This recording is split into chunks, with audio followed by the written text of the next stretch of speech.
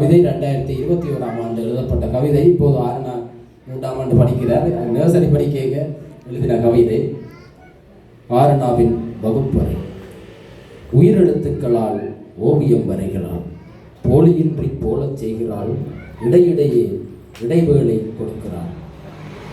போலியின்றி போலச் செய்கிறாள், இடையிடையே இடைவேளை கொடுக்கிறாள்.